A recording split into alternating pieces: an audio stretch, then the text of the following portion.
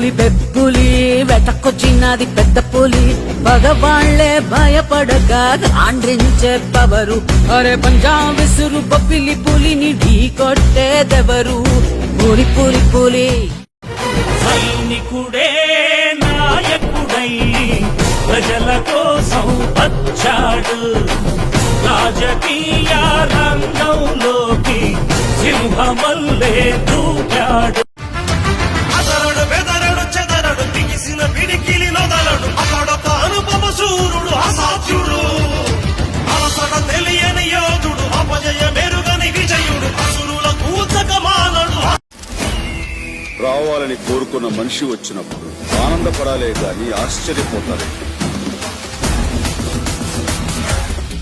రాననుకున్నారా రాలేననుకున్నారా తీస్తున్నా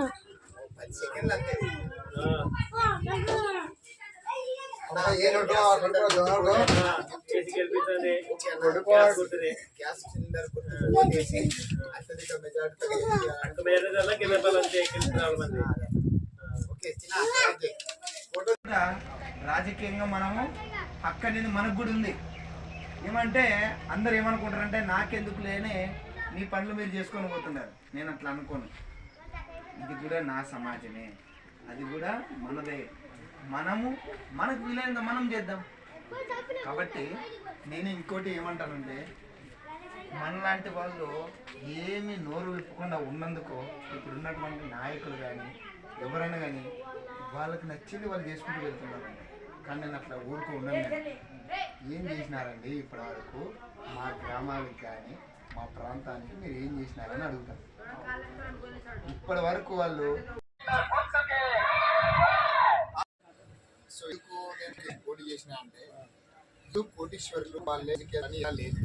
కాబట్టి ఇలాంటి వాళ్ళు కుటుంబం నుంచి వచ్చినా కూడా మనం కూడా పోటీ చేయొచ్చు. భారత రాజ్యాంగం మనకి ఇచ్చింది. ఇంకోటి ఏంటంటే ఇంకా మనము వ్యవసాయ మనకి 3 పంటలు పండించడానికి ఇక్కడ కావాల్సినటువంటిది రైతు అందాలా నీరు అందాలా, అప్పుడైతేనే మనకు మంచి జరుగుతుంది. ఇప్పుడు కుటుంబం నుంచి వాళ్ళకైతే సమస్య బాగలేదు. ఈ ప్రాంతం రైతులకు మనం ఓటేయడం వల్ల వాళ్ళకి ఏం తెలుసు. ఆలోచన చేయండి. నాకు కష్టం ఈ ప్రాంతం అలాగే నియోజకవర్గ ప్రజలు అన్నారు. నాకు వీలైంది కదా, నేను ఖచ్చితంగా. Thank you.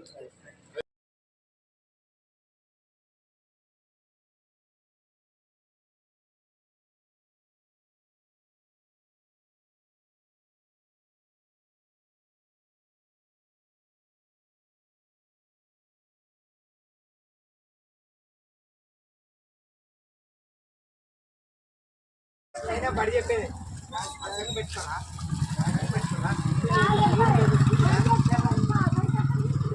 అరే వాడు చదువుడా చెప్పు.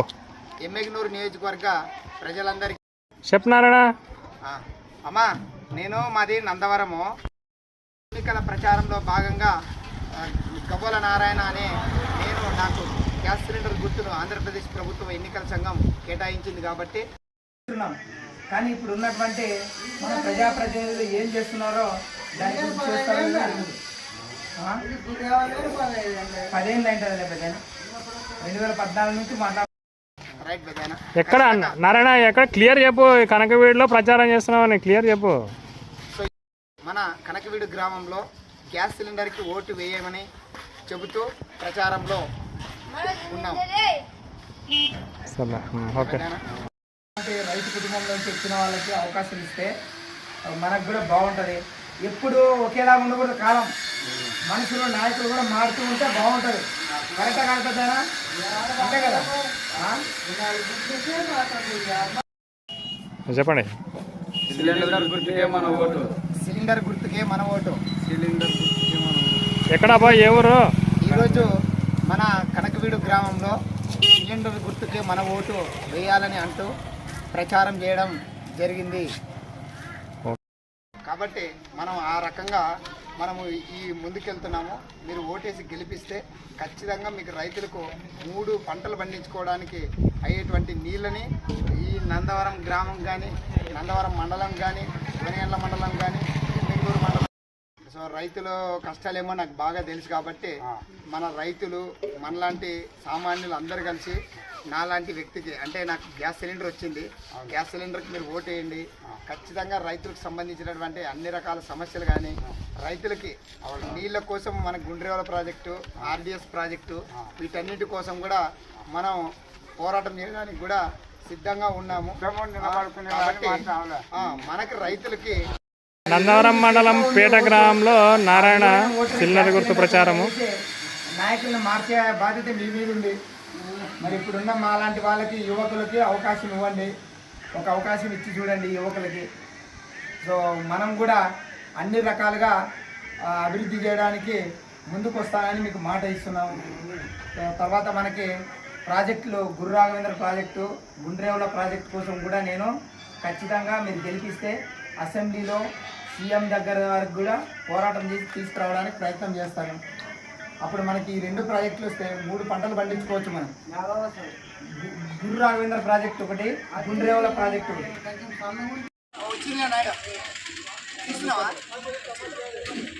అన్న అందరూ గ్యాస్ సిలిండర్ గుర్తుకు ఓటేయండి అన్న. మన నందవరం గ్రామం నుండి స్వతంత్ర ఎమ్మెల్యే అభ్యర్థిగా మన ఎమ్మెల్యేలు నియోజకవర్గానికి ఎమ్మెల్యేగా పోటీ చేశాము. కాబట్టి మన నందవరం గ్రామ ప్రజలందరూ కూడా ప్రతి ఒక్కరు కూడా మన గ్రామానికి సంబంధించినటువంటి నాకు మీరందరూ కూడా మీ అమూల్యమైన ఓటును వేయించి నన్ను అఖండ మెజార్టీతో గెలిపిస్తారని ఈరోజు నేను మిమ్మల్ని అందరినీ మనస్ఫూర్తిగా కోరుకుంటున్నాను. తప్పకుండా ప్రతి ఒక్కరు కూడా మీ యొక్క అమూల్యమైన ఓటుని gas cylinder. Thank you so much అన్న.